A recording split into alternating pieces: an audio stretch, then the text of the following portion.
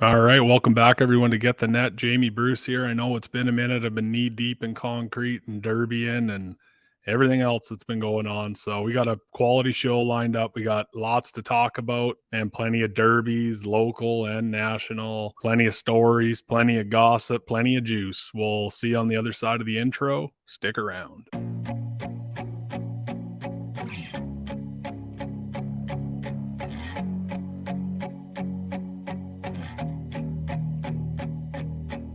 Welcome to Get the Net, a fishing podcast that takes a deep dive into competitive events, fishing news, tips, tactics, and most importantly, interviews with some of the most interesting and in-tune anglers from Canada to the central U.S. We're leaving no stone unturned to bring you the most raw and authentic dock talk. My name is Jamie Bruce. While my resume says bass, my frying pan says walleye, and I'm no stranger to the multi-species realm. Whether you're puttering on tackle, driving the bus, cutting the grass, or killing time in a 9 to 5, we'll try to give you something in every episode to take with you on the water, or at the very least, bring you a few laughs. Okay, thanks everyone for tuning in. Hopefully I didn't lose my loyal fan base of Get the Netters, or whatever we're calling them, lube tubers if you're on the YouTube front. But as you know, it's been a wild year for me. It's, been busier than all hell. And yeah, I don't really know what to say there. I'm glad I've got a minute to sit down, catch up on some podcasts. Just did Stray Cast the other night with Ben Milliken, Ronnie Moore, and Brad Leutner. Good one there to check out if you want a couple of laughs and some insight to the Opens. And yeah, Brad's actually going to hop on later and join us. There's a reason he's a podcast host on Into the Great Wide Opens on the Straycast platform with me. We don't really get to see it too often because I'm always stepping on him. We've always got chatty guests and everything like that. But I'm telling you, he's a damn beauty. So you're going to have to take my word for it there and stick around for him. But man, tons been going on this front. I haven't really checked in since I got back from the St. Lawrence down in Waddington, New York. Only smallmouth derby on the whole Opens roster. And if you haven't watched the video on that, give that a quick boo. And yeah, it worked out almost as good as it could. Ended up with a third place finish, had 70 pounds of smallmouth in 3 days, lost to Corey Johnson and Jody White. Congratulations, fellas. Had a good time down there. I'd never been there before, and the fishing wasn't totally what I was used to. I mean, there's all kinds of current and bunch of weird things, and I was making a huge run in the big Lund, and I kind of went through all this in the video, so I'm not gonna dwell on it. I mean, it was in damn July and it's August now, so check out that video on the LubeTube channel. Make sure you give her a like, subscribe, all of that. Keep the lights on around here. Appreciate that. And I was lucky enough this year that the schedule lined up with actually a little bit of a break in August. And by break, I mean working on the cabin, working at my regular 9 to 5, working at the tackle game, working on videos, all that stuff. Not an actual break, but a break from derbying.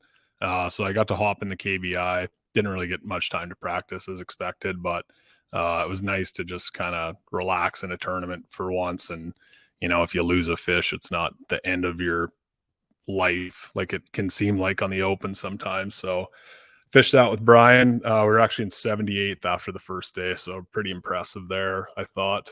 Especially after being third the last 2 years in a row. We made a lot of people feel really good about themselves, I think. But yeah, we crawled back and finished in the top 20 at least, I think 18th. But the weights were out of control this year. We thought we were outsmarting the field by targeting largemouth on the first day and had a couple sneaky smallmouth things in the clear water and just absolutely botched that, caught 16. We're like, oh, whatever, we'll come in, we'll be 30th and we'll just claw our way back like we always have to. And yeah, we were in 78th. It was wild. Ty McNaughton and Drew Boyles had a 20.5 pound bag, like two kids. I don't know how old they are, like 16 maybe. Who else caught him that day? Adam Machinsky and Andrew Biernart, unreal weapons there.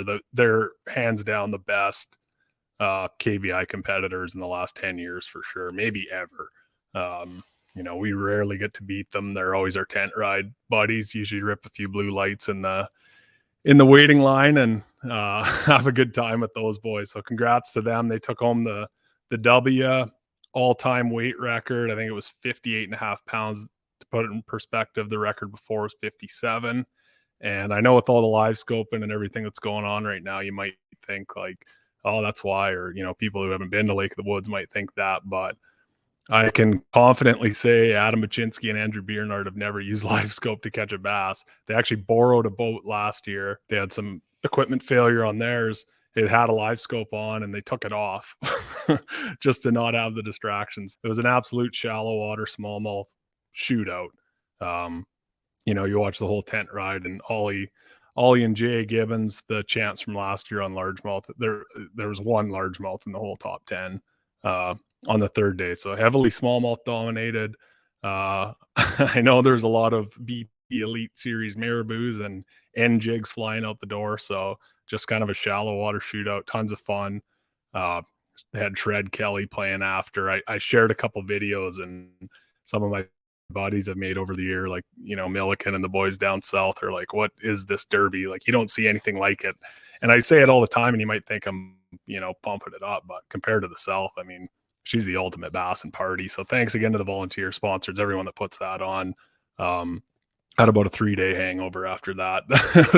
it was a good party to cap off, full 3 days of fishing. So, even though we got our arses kicked, it was a good time. I mean, that's my favorite tournament. I've said it a million times, and hopefully it keeps going strong. It was a good showing this year. There were over 130 boats, and, record weights. You can't really ask for anything more than that. And I should say too, we won it in 2014, Brian Gustafson and I, with like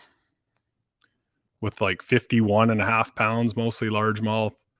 And 51.5 pounds, I think was like 25th this year, probably. Like, you're just inside of the payout, and that's about it. So it was pretty wild, and this lake is something special. We got to keep taking care of it and go easy on the old girl, but it sure is banging right now. And then another wild deal in northwestern Ontario, the Atikokan Bass Tournament. I don't know what they call it, the ABC Atikokan Bass Challenge, I think. I've been there once. It's really hard to get into. They allow like 110 teams, I think. And if you're fished it the year before, you're allowed to fish it again. So it's kind of hard to break into. I did have a couple of offers from some of the Atikokan boys this year, but just didn't have the time. But it is an incredible fishery, as the weight showed. There was a bag over 25 pounds on day one. Steve and Todd Brick, buddies Brian and Woody and Johnny and the boys were just wailing on them, 23 3/4. And it was out of control. Easily the biggest weights of any smallmouth tournament that aren't Goby based, I would say. Maybe Lake St. Clair, or is it Champlain? No, it whooped Champlain weights this year. Anyway, I'm just talking out of my arse, but yeah, crazy weights, like absolutely out of control. Cisco eating smallmouth, the biggest and baddest in the land for sure. I don't know exactly what it took to win. I didn't follow it that closely, but I know the Wood boys, Jared and Cody, they've been at it for a long time. They're local hammers. There's a few really good teams from around there, and there are a couple of them. They ended up second to Mike Baduke and Waterer. They're like 0.05 or something from winning it. So it was a bummer. It'd be good to see those boys win, but congrats to the winners, and Brian and Johnny. A couple more buddies from the derby ended up third with absolutely crazy weight again. So shout out to those boys there. We've talked about that derby before. It's funny. I went once and I was in so much trouble, like, because it's always the weekend after KBI. And, I had just neglected my whole life for a week for KBI one year. And I think we did well. I think that was 2017. We got third again. We're like, bronze medal specialists there. But we were kind of feeling good. And Brian's like, oh, Johnny can't come this year. You want to come? And Ashley was just like, oh, she was so pissed. And I went anyway, but the condition was that I had to come back and do something on Sunday, go sit on a beach or whatever it was. So I missed out on the party, long story short, or short story long, however you want to look at it. And yeah, I saw it starting to rile up, and like, they go hard there. I'll tell you that right now. Woody and I talked about it before on the podcast when he was on it. and they actually won't serve hard liquor under the tent because people get too rowdy. So she's just twisted teas and beer. I don't know if the regs have changed, probably for the best if they haven't, but that's just kind of an indication of the party there. Another big tournament with a good party, good tent right after IFalls. Brian Gustafson, Billy Gooden took her again. That's Billy's third win, Brian's second. They back-to-backed her. Man, he's been on a heater. He's been on the road for 3 weeks in a row, or fishing 3 weeks in a row, like KBI, straight to Atikokan, straight to IFalls.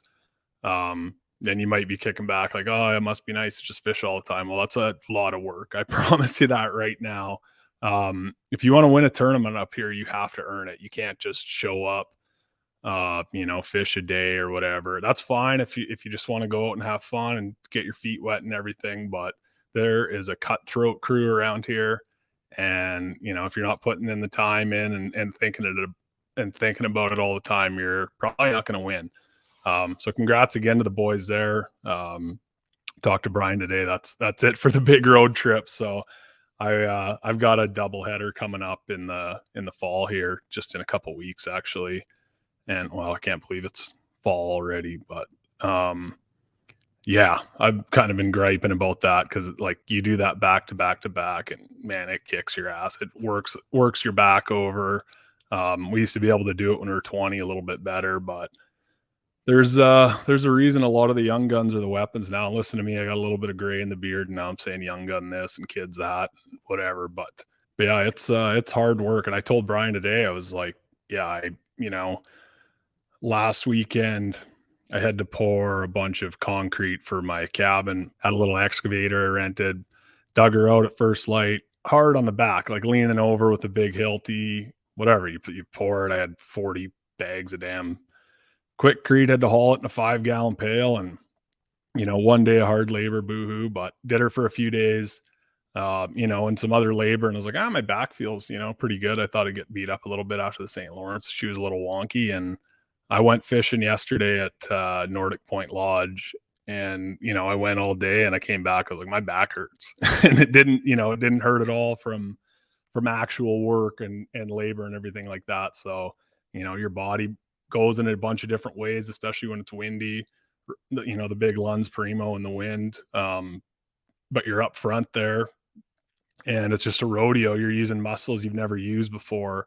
There's all kinds of technology now that you have to use up there. So your eyes are kind of locked to that. Poor posture, bad form. I got a nice padded deck on the Lund. That's a big upgrade. I threw a beat down telescopic mount on it. That brings it way up.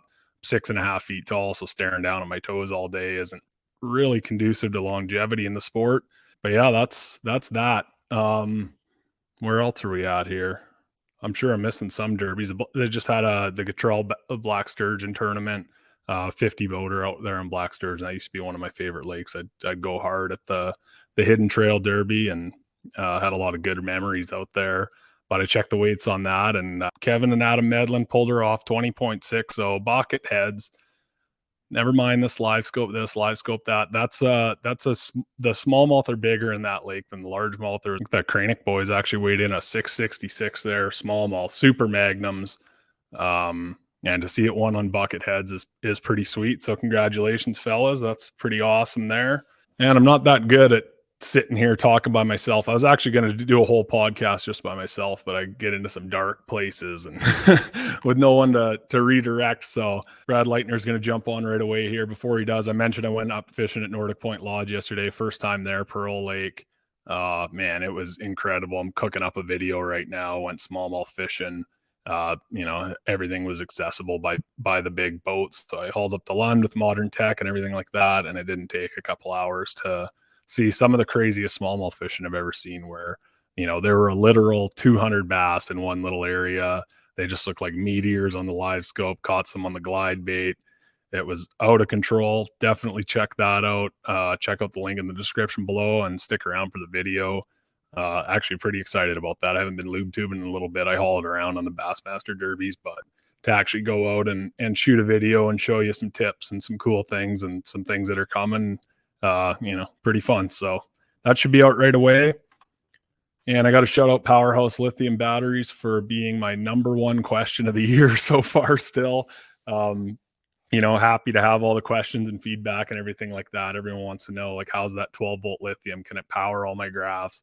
And I don't have to worry about it. Well, the answer is almost always yes to that, unless you have 15 damn microwaves running off it. But I've been standing on those 36-volt 40-amp lithium trolling motor batteries, 16-volter, get the LiveScopes all crispy clean and the side imaging and everything like that. And they've been absolute weapons. Couldn't recommend them enough. Haven't had a problem all year.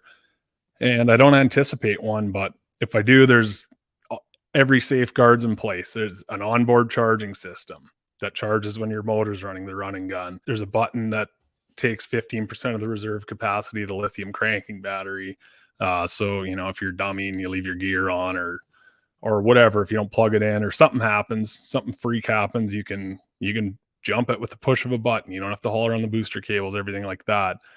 I've got the two 36-volt 40 amps. If something happens and one of them goes down, I got another one to lean on. So there's a lot of insurance policy built into them, and I can check them on my Bluetooth app, which is pretty sweet. Lots of folks have been looking those up, and I'm seeing them in a lot of boats and getting a lot of questions and helping a few guys out with what to grab on them. And they're definitely the deal out there. There's no other battery with that much tech and that much support. So check those out for sure. They got them in stock at Lake of the Woods Sports and powerhouselithium.com. Yeah, well, I was up at Nordic Point, really weird, caught some on Z-Man Plastics. That's just the go-to. Everyone's got blue bags all over the place. They're absolutely booming up here in Canada. I always got buddies and, guys on the opens hit me up for jerk shads and everything like that. Gussie's got a new color out, Gussie's Glimmer Blue. That's in stock at Sports Headquarters right now. Definitely worth a look there. Old boy spilt the juice on that one. And check that out. Paired up with the Smeltinator as always. And big news on the Smeltinator front. I sent out a press release today. Northland sent one out yesterday. They actually licensed the Smeltinator jig, so it's theirs now as far as distribution and national sales and Canadian retailers and everything like that. So we're still going to have it at Sports Headquarters. We're still going to have it at sportsheadquarters.ca. Still use the code get the net. You use it now at sportsheadquarters.ca instead of btfishing.com. We moved all our inventory there, made sure the boys transferred the code. Get the net, get you 10 points off the Smeltinators. It's a big move, but Brian and I are both busy as hell and worrying about national distribution and big wig stuff, kind of just two guys part-time running a tackle company. And we've had a lot of help from Dom at Sports Headquarters too. And we've got good manufacturers and everything like that. So we've been able to weather the storm, the Bassmaster Classic storm. Luckily got it into Tackle Warehouse right before that all went wild. And now Omni's got it, Tackle Warehouse, lots of smaller retailers, Gills Trading Post, lots of places like that, Ma and Pa, small businesses are carrying it. And Northland's gonna take her a step further. So don't worry, it's not going anywhere. They're super anal on the quality. They want absolutely nothing changed about it. So it's not like they're gonna take it and Walmart it or anything like that. So you'll still be able to get it. And regular channels, just more available to a lot of people that we haven't been able to put it in the hands of with just a couple part-timers on the case. So big things happening there. That starts January 1st, 2024. I'm sure you'll start seeing it show up. And while you're in Lake of the Woods Sports, check out the 13 fishing lineup. They got a bunch of meta rods in there. Been using them a lot. I used to be a snob and I needed a $700 fishing rod or thought I did anyway. And I was kind of moving that way. And man, rods have come so far. 13 really listens to their pro staff more than any company I've ever worked with. I'm looking at a stack of rods right now. They sent me every single model of a prototype that's coming. They're like, take these, beat the hell out of them. Tell me what you like about them. Tell me what you don't. And you know me, I'm not going to blow a bunch of smoke and say this is the greatest thing ever. We're going to break it down and chirp them if they suck. So tell them where to improve. Shout out to Kyle Welcher too, 13 Pro, using all 13 gear. Just won Angler of the Year on the Bassmaster Elite Series. So pretty sweet there. Him and Swindle are running them. They got, good guys that are going to be honest with them and it's really starting to show on the products. There's a lot of good stuff out there. So reach out anytime if you need recommendations or anything. I know tons of you already do, and happy to help on that front. Lots of new ice fishing stuff too. And sorry for saying the words ice fishing, but that's just the reality of Mother Nature. She's a coming. And before we pull Brad on here, one last thing. Wabagoon chain of lakes. You've heard me mention it before. There's so much good fishing around here that we aren't touching. Everyone's piled up into the same corners of Lake of the Woods, and that Wabagoon chain's absolutely incredible. Haven't been there in a little bit, and the last time I was there in the winter, and she did not disappoint. But the tagged fish contest is going on there. There was a tournament actually in July, a smaller walleye tournament, and Scott and Weston Dingwall won. Father-daughter combo, massive walleyes. Yeah, it was an inches derby, and you look at the leaderboard, and it's just shocking. Kind of an exclamation mark on how good the Dryden Walleye Masters weights were this year. That place is trending upwards, and it is not getting fleeced like a lot of these other places are. So get in while you can. Check out Dryden and the Wabagoon Chain of Lakes. Grab a ticket to the tagged fish contest. Pony up for the derbies around there. There's some real good ones, and just make a weekend of her. So couldn't recommend it enough, and check it out. And I mentioned it a million times, check out VMC hooks, the Red Line series. Favorite hooks I've ever used. I totally transitioned my whole setup to them. Yeah, and we've got a couple sneaky things coming with Red Line hooks you might be able to figure out. But for now, I'm just going to be spoiled and keep them for myself, and hopefully use them against my competition a little bit. But that's enough jabbing. Let's get on Brad Leuthner for some stories and some guaranteed laughs. Brad. Brucey, what's up, buddy? Oh, not much, bud. What are you saying? Oh, just hanging out in the fighter basement, you know? Yeah. Holy shit. Yeah. I don't know. Trying to look not fat. Not fat. What are you doing?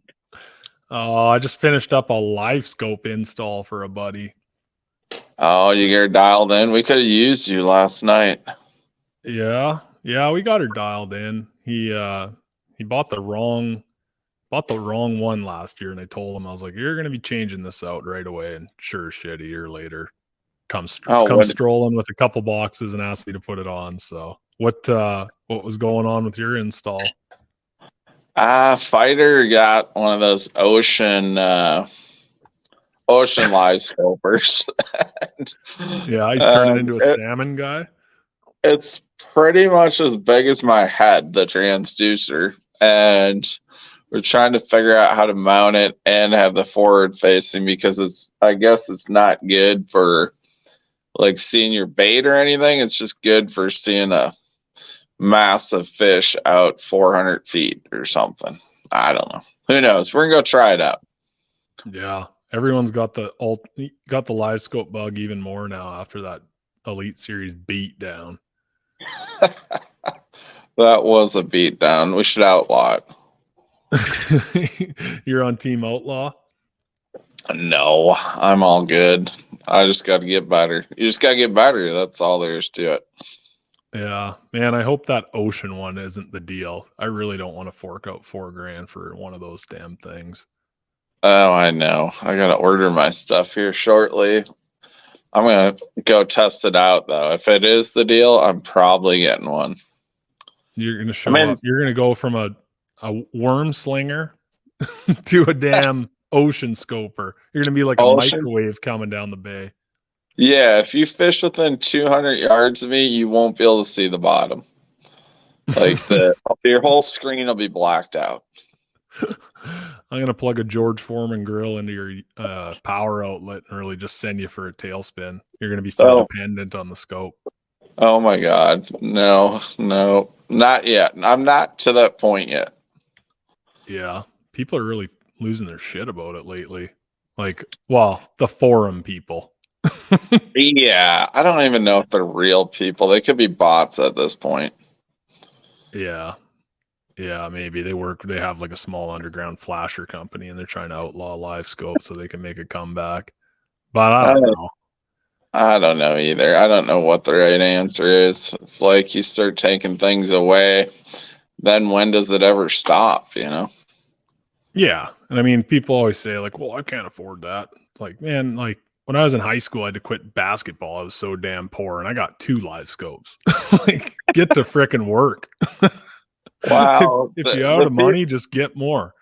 The people that tell you that also have like a $80,000 or $100,000 boat and a brand new truck, and you know, it's maybe there's no payment plan for LiveScope. I don't know. Yeah. I don't know. Everyone's got talons on their boats. Like, I pretty much just use those things for docking now. Those cost I more than a scope does. Oh, absolutely. If it was between having a scope or a shallow water anchor of some sort, it would be a scope. Oh, I wouldn't even look. I'd probably trade my butt seat for shallow water anchors. I'd keep that over them. No, we use them all the time.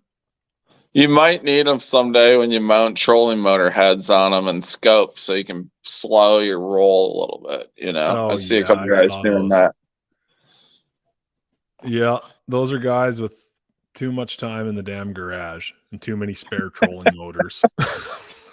Yeah, we haven't So, got to that point in this house yet. We're getting close though. yeah, you and Fider are just like a couple of 14-year-olds burning around, or what? Or is it pretty Basic, civilized there? yeah, it's pretty civilized. We're just like both at awe with the season and kind of like, what the heck? What's next? You know, we're gonna go shoot some stuff this weekend, so that'll be fun. But I don't know, trying to get positive for the next 3, the grind. Yeah, I heard they're going to be really good though.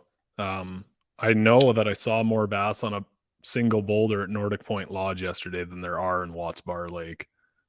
Yeah, I saw what's his name, JT. He was creaming him today, down in Florida.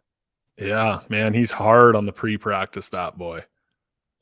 Oh man, How do we I don't know. compete with that? How do you have that kind of money? Is my question.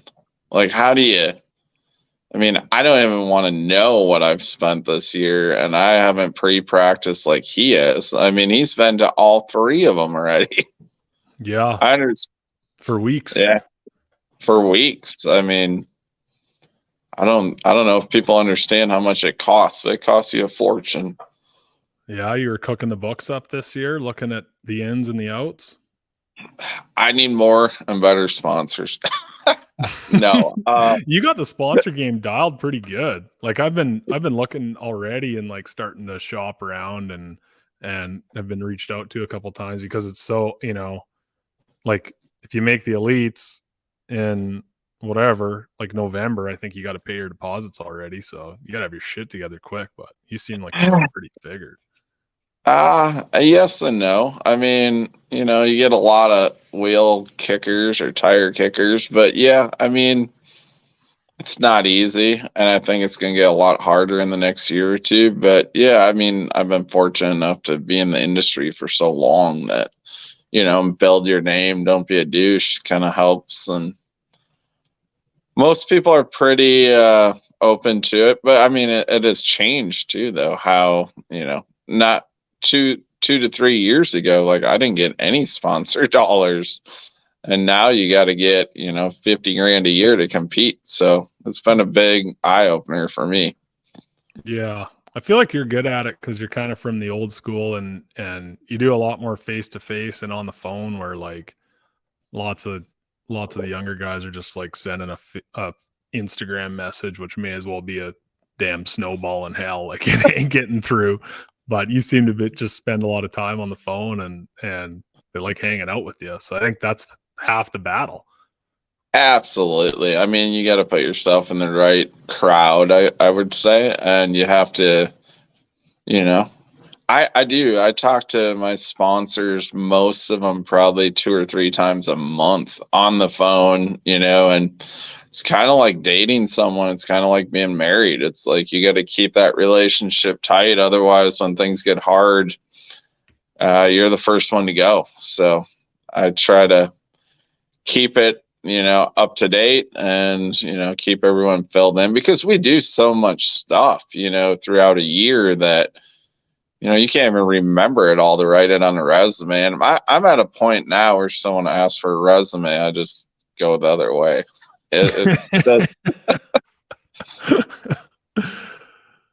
Yeah. Now you do it a different way, but it works for you.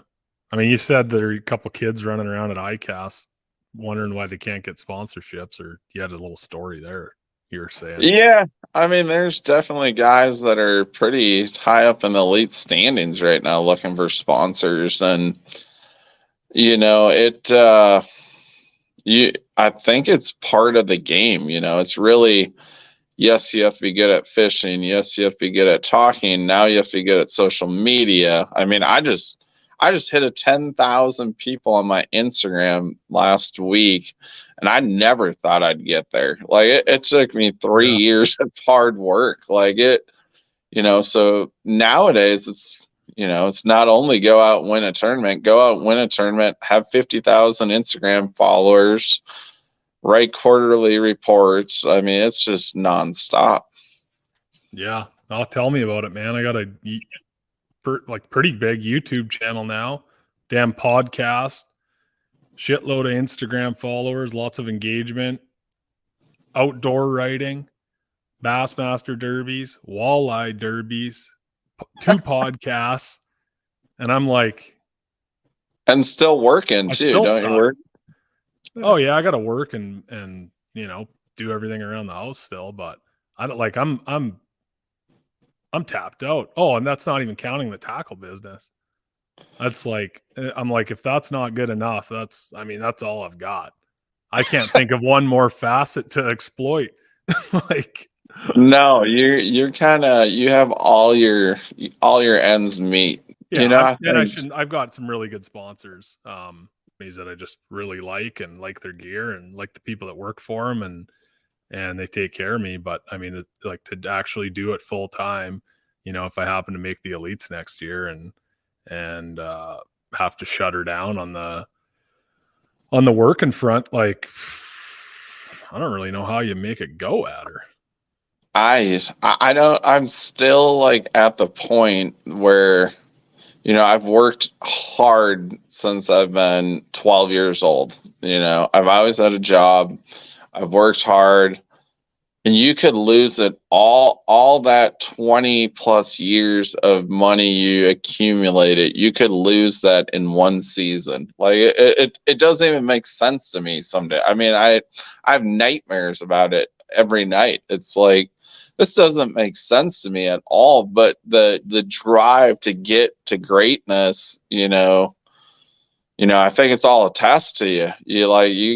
It tests you every day. And if you don't, it's seeing how much you want it. And I don't know. I mean, I still want it more than ever. And hopefully these last 3 tournaments, I can go have some good showings and at least save face for the year. Yeah. Yeah, I mean, you got plenty of frickin' drive, man. I mean, it's really been dropping off. We saw we were probably down 25 boats at the St. Lawrence. Guys not wanting to make the trip there. I cannot imagine how many EQ anglers are going to drop before Watts Bar. Well, I would imagine when we get to Florida, it'll be, I mean, it's kind of crazy the way the schedule's laid out. And I mean, if you had any money left, you're going to waste it in Florida, right? Like yeah, the furthest run, the highest cost. Yeah, they're just getting every last nickel you have. And, and it's part of the game. Like, I don't, you see so many young guys doing it. It must be a lot of family money or something like that, because I know what it costs and what it costs, and there's no way a 25-year-old has that kind of coin. Not a guy working with his hands, for sure. No one's slinging bundles of shingles and making it out. I think lots of the guys just put her on plastic too. Yeah, I mean, that's probably terrifying. That's probably not a good route to go. I mean, Yeah, I mean, juice, I mean, you're going to spend 50 grand and then put 18% juice on it. That probably is not real smart. Yeah. Yeah. Oh, well. They got us by the nuts, bud. They know. Everyone Yeah. keeps showing up year after year, even though, like, unless I win one, there's a pretty good chance I'll lose money this year. And that's sitting in the top 8. Yeah, Like, I mean, it's it's wild, and people gripe about it all the time, but we're the dumbasses still doing it. But it's pretty damn cool. I mean, there's very few things that give you that feeling, like that, like catching a big one or catching a big bag on the yeah. big stage. It's like, yeah, I mean, it's something you strive for, and you don't really get that just 9 to 5 and going about your business as usual. And I like that feeling. I know you do too. Oh, I mean, the feeling is crazy. I mean, and I think part of me and you too. I mean, one of your best friends, Jeff Gusson, just won the biggest tournament in the world this year. And, one of my best friends, Seth Fighter, 2 years ago won ALY. I mean, these guys are cut from our same cloth and they're out there doing it. And, it just drives me harder. It's Yeah. like, Yeah, I mean, that just makes you know that it's possible. Like, if Gussie wouldn't have won or, went to the elites and had success and everything like that, you would just, it'd be like when I was 16 where I was just like, that's unachievable. Like, I can't skip a jig that good or do this or travel around or do that. But the boys showed you that everyone's human down there. absolutely.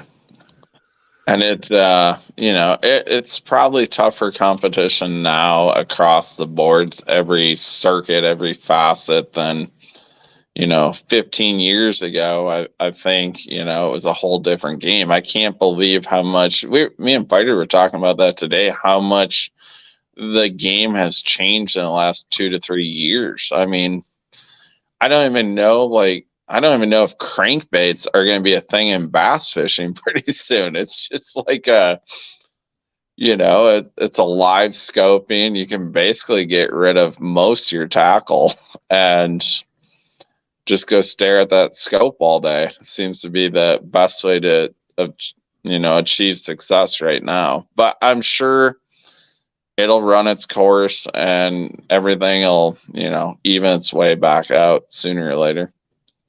Yeah, maybe. You got to come to KBI. There was no live scoping.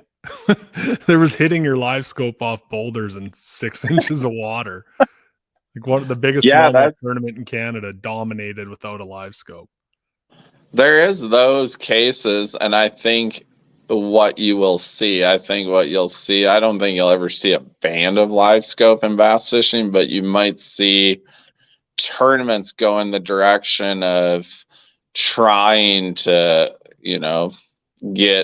get away from live scoping tournaments. But, they've proved it all year on the elites this year and the opens that there's no hiding from that thing. I mean, you can go to Okeechobee and win with live scope, which who would have ever thought? Yeah, Bugs Island is like the most famous bush flipping lake there is, and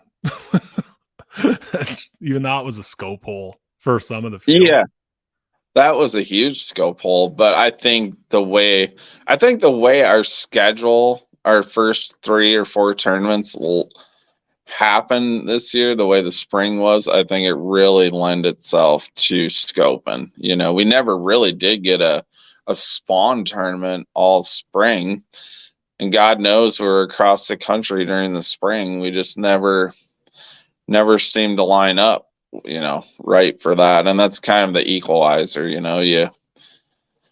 but you just keep plugging and learning. There's so much to learn with that scoping, and it's so valuable for, just watching your technique and watching what excites the fish. And it is, everyone's on the platforms or TV talking about how easy, just go get, I'm going to go buy a live scope and be the best fisherman in the world, like that is not the case. You know, it's like you throw at 5,000 fish, it seems like, some days before one bites. And who knows what you're throwing at? You could be throwing at drum, crappie, you know, friggin' bluegills. You just don't know what you're throwing at either. Oh yeah. The boys from up here, the biggest shock to me was just how many freaking rough fish are down there. Like when we were at Kentucky Lake just pissing around for them couple days, we stayed at Maddie's. The whole bottom was Asian carp, like everywhere. They were shapeshifters too. They'd look like a brush pile and you'd throw at them and they'd just dissipate. Like the whole thing. If you weren't like proficient on it or didn't know what you were looking at, you could spend your whole day on one little piece of structure just chasing carp around. It's ridiculous. And not get a bite. Yeah, I mean, it is, you know, those guys that are dominating, you I have in that mix too, because you're pretty much dominating with it. You know, they paid their dues. You know, I kind of get upset when everyone says that about how scoping, you know, that's kind of cheating. Well, these guys, I mean, I know you, I know Austin Felix, I know, you know, those guys are competing with it. They spent a lot of time figuring out what they need to do and how they need to do it. It's no different than a guy like me skipping a jig under a tree. You know, you kind of, it takes years to learn that. And these guys have went out and done that, and now they're ahead of the curve for a little bit, but everyone will catch up to them. So it's kind of happening. You look at the smallmouth tournament results, and it's like, yeah, you can tell who's been getting good on it and who's been, you know. And you even see the guys that had LiveScope maybe for a year or two before the whole field did, and they dominated. Now you're seeing those guys starting to go down because they haven't kept up with it, you know. Jason Christie. Jason Christie was like the first guy with it that actually used it and used it to win tournaments. And then I mean, I think they're catching up a little bit, obviously. I think the boys are catching up, and I think the whole smallmouth, you know, is the Johnsons are still as dominant as ever, but they're not, you know, like in a league of their own anymore. You know, they're beatable. They're where they really weren't for a while. You know, I mean, they really put it to them, you know, and now it seems like they're still up there doing awesome, but there's definitely guys coming and sitting right next to them, you know? Yeah. And that's kind of when I was little, everyone's like, oh, you got to be excited for the Northern Swing on the Opens. Cause most people that follow don't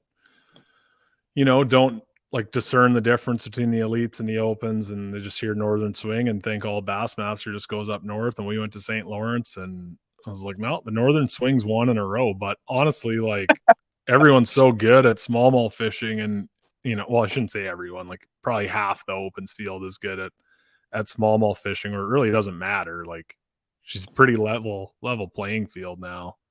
She's really level in that aspect. I mean, what I couldn't believe with our Thousand Island venture, obviously you did super well there. What I couldn't believe is how much extra stress was on me going to a northern body of water, a smallmouth body of water that I should absolutely dominate at. And you got a top 10 last time you were there, so that heat was on you. Yeah, and then honestly, what I think got to me more than anything was that boat ride. That boat ride was insane. Yeah, try doing it at 57 miles an hour with a 300-pound co-angler. You're going 70 something. But yeah, man, it was wild. How about that one guy that you gave a ride back to? Yeah, I mean, everyone's like, well, you just ripped down that river at 70 miles an hour. Well, a couple of guys did, but they broke their jack plates because the ships coming up and down that river, I mean, there's 5-foot waves bouncing off the walls the whole way you're going down. Unless you're like boat 1 through 30 probably had a pretty smooth run, but I think I was like boat 190 the first day. My God, it was like Armageddon and running down there. Yeah, and then on the way back, you got to leave extra time for all the, like if it's nice out, all the wreck boaters. Yeah, I mean that blew my mind. I mean, I learned a lot up there again. Like, I mean, it's been a season of learning, but hopefully it turns into results pretty soon. That place is overrated. I'm gonna catch shit for saying that, but it is. Like, I don't know. I would say I would absolutely agree with you. The river's overrated. But if we went out of Clayton and you could have ran out to the lake, I think you'd be singing a different tune. Yeah, and I mean, we saw that in the results. Everyone was asking me, like, how come the Elites caught 29 pounds there and you had the biggest bag of the damn day with 24 and a half? I was like, because they're all fishing water we couldn't touch. We had to pull the brakes. Like, we were all fishing the line. we were fishing. We were putting out like nets trying to catch them going, escaping out of the river to the lake, because I think like most of the fish, especially close to the lake that time of year, are all heading out in the lake and getting fat and eating up. And we were just getting the scraps left over in the few really good areas before you hit the lake. I mean, it was very crowded. Even making an hour and a half run one way, there was not much water for, there was quite a few people on everything. Yeah, that run was nuts. Getting gas was freaking wild too. I was actually gassing up. I had to get gas after I fished around, because you're using I couldn't just go down there, gas up, and then fly back. I really had to manage it. So I went in there, and actually old Joey Cifuentes, the cowboy, he just comes honking in, and there's like a bunch of people with like vests on. They feel you up. It's crazy. It's not like bringing the old jerry cans and KBI. The boys run down. It's like full service. Oh yeah, old Cifuentes comes flying in, gas cap open, swamps the whole place. The owner sat him down and like gave him a stern talking to for like an extra 3 minutes. He was just like, he only had 2 fish at the time. He's losing his shit. Oh yeah, I couldn't believe it. So I filled up probably around noon one day. The first day, I'm like, I'm gonna go in there when no one else is in there. Hopefully, I'm gonna go in around noon, and I go in there and fill up. I'm like, I'm gonna throw $80 in the tank. I should be fine. Well, that night I filled up, and my gas gauge doesn't work worth a lick in my boat. I filled up. I had a gallon of gas left. I'm like, oh my God. Yeah, like, I had 3 gallons on the first day, and I filled it up. Yeah, I mean it is it's a new beast. You guys kind of see that up in KBI, but I've never ever. I mean, most our lakes in Minnesota, you can fish all week without filling up with gas. Yeah, the difference with KBI is when you run that far, you're just like you're in the middle of nowhere still. Yeah. Like at least there's places to get gas on the river, or there's places to get a trailer if you need it and things like that. But tell me about my day 3 marshal, Kenji Yamada. He was the guy that broke his jack plate. So he stuck around, volunteered to be a marshal, was really shit hawking the equipment, which, man, good on him. Like putting in the work, staying an extra day, hopping in the boat and get to see how you got whipped all weekend. But he mentioned the jack plate. His English wasn't, it was, he could get by, but I couldn't get like the full story. And I know you said you gave him a ride the one day. Well, I'm out fishing kind of like, I think it was about 2 hours before I had to take off in, maybe 2.5 hours. And I was having a decent day, but I hit the wrong button and like nuked my bass. So I had to spend an hour to get them back to life. And all of a sudden, here comes this boat, like just plowing through the like shoal, basically. Like, I'm like, what is going on? And it turned out his co-angler, I knew him, and I don't know where, I forget where it was from now, but I think I had him as a co, or I knew his buddy as a co, and he spoke great English, and he's like, we broke our jack plate, and I mean, they're an hour and 30 minutes from takeoff, right? And they had to be 30 minutes ripping. Ripping. Miles. Yeah, I mean, we were within eyesight of the lake, and they're like, we haven't seen a bass boat in like 3 hours, and obviously they're like, what do we do? I'm like, well, we called Hank, and Hank's like, well, he can just, the co can hop in your boat. So he hopped in my boat, and then obviously didn't fish or anything. And then the other guy took his boat to Clayton and started idling towards Clayton, which, was probably an hour idle from where we were sitting. And so the guy sat in my boat for 2.5 hours before we had to take off. And finally we take off and go in, and he actually fell asleep. He was so tired. I felt horrible for this kid because he had to, basically, I dropped him off at the ramp. He had to drive an hour and 50 minutes up to Clayton to pick up his pro and then drive all the way back because he was staying in Messina or someplace down there. So he had a long day. That's all I'm going to say. A long day. Yeah, when he was riding with me, like we hit a couple of those big cruiser waves and I slowed down, and like he's in a pedestal in the big cushy Lund, and he just looks at me with like a big ear to ear smile. He's just like, nice. Yeah, the co said that he didn't lift and he hit one of those big ship wakes and he didn't lift. They figured they flew close to 50 feet.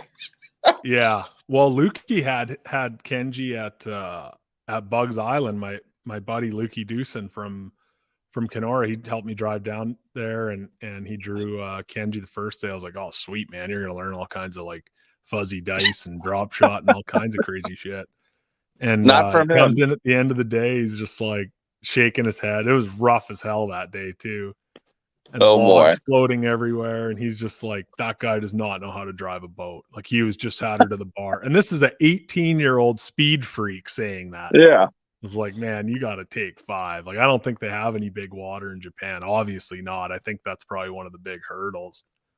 Well, I can't believe what we put our equipment through already this year, because on that deal in Virginia, I caught a big one with maybe a half hour to go, and I didn't think that lake got that rough, and I pushed it till the last minute. I had to go like 25 miles in like 25 minutes. I mean, it was big that day. I can't believe they didn't cancel. It was windier there than when they canceled Cherokee last year.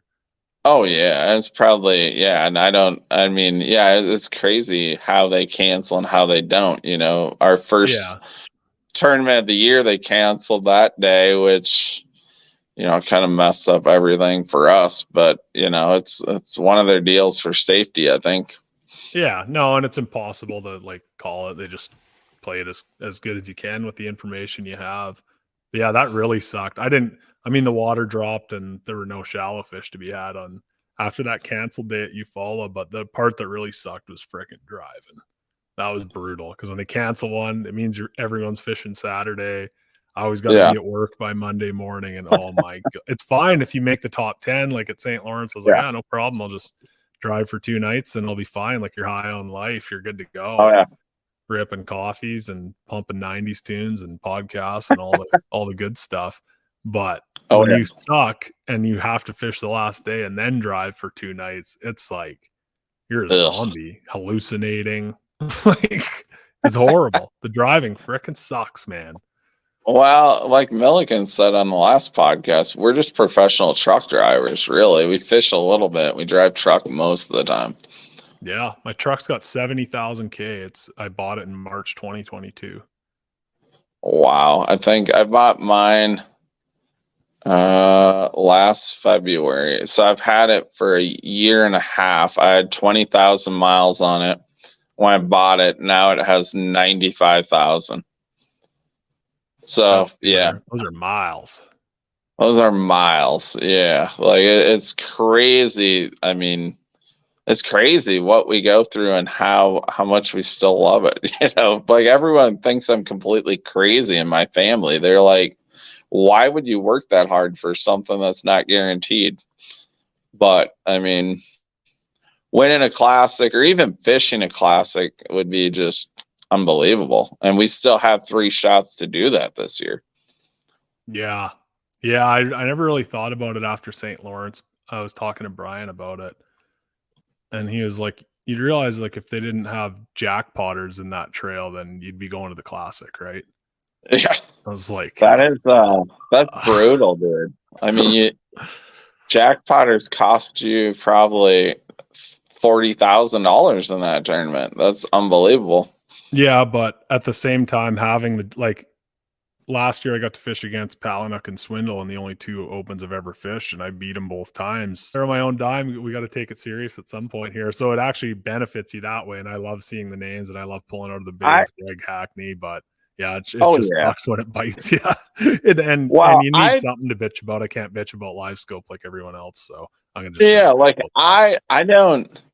To me, the elite guys bring enough swagger with them to make it like cool, right? Like, yeah, I don't have anything against fishing against elite guys. Like, that's awesome. What gets me are the locals that are so, dominant on their, it'd be no different than if they had an open on KBI or they had an open on Minnetonka. We hopped in it, like that. To me, that's kind of rotten. But, it's part of the dream, I guess they all have. And, we can't really stop it. So, yeah, no, and I get it. Like, not, but yeah, it'd be nice to be a freaking local. Like everyone says, oh, the local curse and everything, but like, no. I get it, and it happens all the time, but locals win a lot. Locals win a lot, and not when they're talking about that, it's more the elites, and there might be 2 locals and those guys. But the problem is when you're fishing the opens or the elites, you're really home. You're not a local anywhere. Yeah, you never fish out there anymore. So it's different when you're in a local tournament every weekend and like you got a total bead on the lake. That's a good point. Like I don't, I can, you can put the best people in the world on some of these ponds that these guys fish every weekend, and they're not going to beat them probably, especially now with the technology. Maybe 10 years ago, the pros had a leg up on it, but now it's, anyone can compete with it. It's just having that knowledge. Yeah. Oh well, she's still good. If I was a local and the opens were coming to my town, I'd be hopping in. So you can't blame me for doing it. It just freaking sucks. Hopefully the locals will be the difference between someone going to the elites and not. They are every year. They still, even though their points don't mean anything, they still accrue points you can't get, especially later in the year. There could be increased separation. It can be harder to climb in points because the tournament numbers go down. EQ anglers are replaced with locals, and yeah, there's all kinds of factors, but that's just how fishing is. There's a million different variables. So we love the unknown as fishing. So why would they ever change it, right? I mean, we're betting against everything when we go out fishing. And that's just another thing we deal with. I mean, by the time we roll into Florida in October, I would say there's going to be less than 80 EQ anglers. I mean, yeah, and most of those are just because it says in their contracts that they have to. Because lots of the guys have good deals, like all the old FLW guys, and Ish, and like lots of them have lucrative contracts that require they can't be quitting. But like I talked to Danny the other day, and he's like, man, I gotta jam out of Watts Bar, and I was like, dude, I probably would do the exact same thing. Like he had to go bang a few pieces of 2x4 together, frame up some houses, and rile up for next year. He wants the elites, not to just travel around, and he was not even sitting that bad. He's in 50th. I think he was tied to Fish Monroe actually. And he's going to hard charge next year, and that's the reality of it. Especially when you're a working man like Danny. Yeah, there's a lot of that, and it is true though. I mean, my contracts say 9 tournaments too, so it's not not that everyone's in a different point in life, right? When they're fishing, every EQ angler is in a different spot, and it'd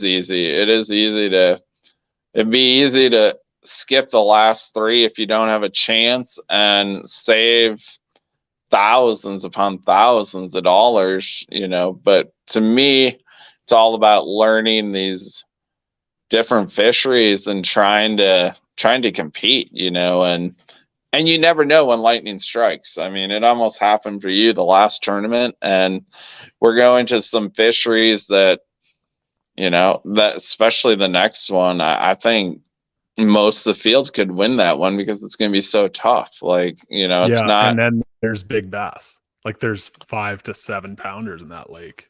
Yeah, you get 2 or 3 lucky bites over 3 days, you're going to fish the classic, you know. So I mean, I'm actually looking forward to Watts Bar. It was probably the least I was looking forward to all year, but at this point I'm like, I just want something different.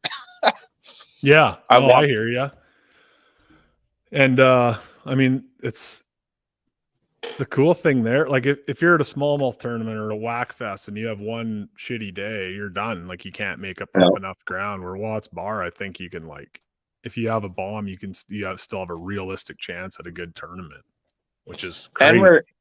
And we're going into a time of year where the fish are moving. They're not going to be, you know, where it's not going to be near as predictable as the rest of the season has been, where, you know, you might have a horrible practice. You might not catch a bass in practice, but you could go win that tournament if you get on the right pattern, you know, for that couple days. And, you know, I imagine it's really scary for guys like you that are real high in the points. But for me, it's like, I can go freaking chuck a big bait. I can go do anything I want because it doesn't matter to me at this point.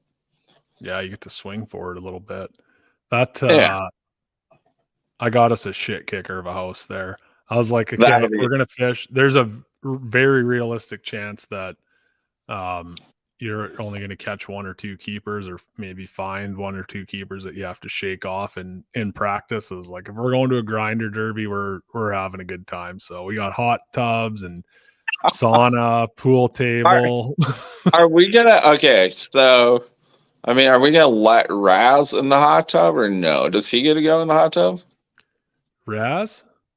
I think he just like fart in there or something, like really stink it up. Oh, yeah. I don't know. He usually chugs some whiskey and goes to bed early. Yeah, that's true. He probably won't go in the hot tub. I hope it cools down a little bit so the hot tub's like really enjoyable. Nice. Yeah, I never even thought of that. It's gross hot down there. I got a bunch of cooling gear from Sims the other day. It's like the clothes are cold to the touch. I was like, you gotta give me something to keep the furnace cool here, boys. Like, well, I was dying at those couple, like Wheeler and Eufaula. My God. Yeah, I talked to Jerkbait Brian called today. He said it's starting to cool off a little bit in Kentucky, so maybe we'll get some nice weather. Yeah, that'd be mint, because I might perish, especially a back-to-backer. That's going to be hard. That's something that, you know, maybe people aren't thinking about as much. Like the elites do back-to-backers too. That's 2.5 days versus 4.5 days of practice. Still really hard. Yeah. But yeah, that's going to be. So what will we have? So you'll have a day of driving at least. You'll have 5 days of practice. So you'll have, what's that, 6 days? Yeah, you have 6 days, and then tournament, you're going to go hard for hopefully 3 days, but for sure 2. So 8 days, maybe 9. You got a travel day, and then you start over again. So basically, you're going to be going hard for 20 days. Yeah, and here is something that I didn't realize until I started making travel arrangements. Lake of the Ozarks is like 11 hours from Watts Bar. So our big day off, I was like, oh yeah, we're having a party on Saturday night and whatever, can relax on Sunday and just make our way. Like, you still got to get up early, get over there, get all your rods transferred over from whatever. It's going to be totally different fishing. And then, yeah, man, she's going to be a grinder. We might have to take 5 on the bush lattes in the evenings. Yeah, we might have to slow her down a little bit, but we should be in season by now. You know, we should be in prime shape, I would think. I know, like, I've probably lost 20 pounds since the season started. I mean, just you don't eat, you don't you don't do anything. You just fish and travel. Yeah, I ate the whole way back from St. Lawrence, just trying to like recoup, and I was just like a freaking bag of dirt. So, like driving like that, you kind of just have to carb it to keep going. Like you can only rip coffees for so long. You need that like carb boost. And man, I Oh got yeah. back. I never ate a carb for a month. Yeah, I don't know what it is with tournaments, how drained you get from them. Like I don't, you could, just your whole mind, and you don't realize how hard it is on your body for 8 days of not having any routine, not eating. At the houses we normally have a nice meal, and sometimes Raz even gets up and makes us a breakfast sandwich. Not so much this year, I but haven't seen that once. we're gonna get on him this time. He's gonna have to start getting that done, because that breakfast sandwich at noon is pretty awesome. Oh, you weren't But I eating mean, at the time, or he'd put another one on wheels for you? oh, he usually makes two of them for you. Wraps one up for you. You eat one on the way, and then you eat another one for lunch. Because there's only so many cold sandwiches you can eat, and there's it's just and especially if it's hot out. You know how hot it gets down there. You don't notice it, but you all of a sudden you go a whole day without hardly eating anything. You're just pounding down the fluids, which keeps you full, but you never get any like nutrition out of anything. Yeah, it makes you wonder how like the super big boys do it that are like 50 too. I don't know. They're driven. I mean, you look at, I think a buddy of mine told me that Keith Chuma, he's like 50, 51-ish. Yeah, He goes hard. I mean, he's, you watch yeah, all but these he's in guys good go. shape. Yeah, he could whoop us in a marathon, no doubt. Oh yeah, Yeah. I wouldn't even be able to run like as far as from when we took off. You'd be able to see it. Yeah. I'd tag out the first 100 yards. Your turn, Ruthie. Oh yeah. Well, she's gonna be a good time, bud. Yeah, I don't know. We got a stray cast and into the Great Wide Opens this week coming up. Actually, by Yeah. the time I edit this, we're doing it tomorrow night. This will probably be out after, to be honest. Maybe I'll Nice. schedule it in the same competing time slot. I would. That'd be so smart, hey? Why do a wouldn't you? podcast for a week and then schedule Do both two at in the one same night. time. Yeah. That Yeah. makes sense. Yeah, I get 11 views on each. And Oh no, you got your stuff built up pretty good. I saw your partner won IFalls. Yeah. Yeah. Second, he fished Rainy. He won the Fort Derby and then won the IFalls. Hasn't had a bag under 20 pounds on Rainy Lake, I don't think. Shit kicked him. He is shit kicking him, no doubt. I didn't even mention there was some Mike Wilson and Trevor Zemak had 11 pounds on the first day of the IFalls Derby. Wow. The lake record was like 22:30 or 22:50 or something. Mike Loom and Mark Raveling had it forever, and they had 23:70 on the second day. They went from last to the 10th. That is crazy. You just never can give up. Yeah. These Cisco eaters are like starting to catch up to the Gobi ones. There's the Atikokan tournament. Stephen Todd Brick had over 25 pounds. I was talking about it earlier. Wow, that's crazy. You guys are getting some good smallmouth up there. Yeah, and they're not like little loser, like, little drop shot worm eaters and goby eaters like the other ones. Like I was catching them on a glide bait yesterday. They're playing for freaking keeps. Way cooler. Oh, that is fun. How many hit the glide bait before you hooked them? One.